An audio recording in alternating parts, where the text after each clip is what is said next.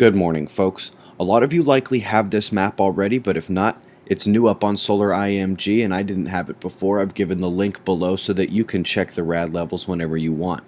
Well, you know what these are. L waves ringing helioplots across the globe, emanating from a large earthquake measuring 6.7 magnitude that struck Indonesia last night.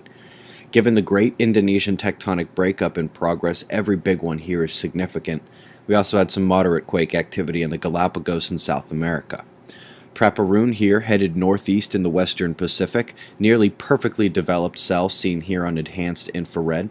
This low-pressure system hit tropical storm status briefly, expected to go west, but the vapor loop kind of shows it moving the other way. Here are the forecast tracks for the other lows flanking the Americas. Australians are getting that cold way worse than I could have anticipated. This is highly unseasonable, and some livestock is being lost.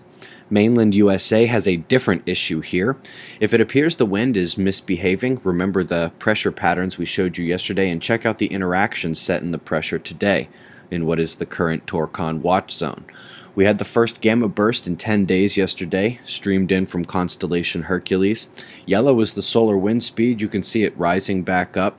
Looking at 3 days ago, that tiny dark hole north of the big hole turning to the right on the south was a maybe on whether she'd catch us with her stream, and that's clearly what's happened with the uptick in speed.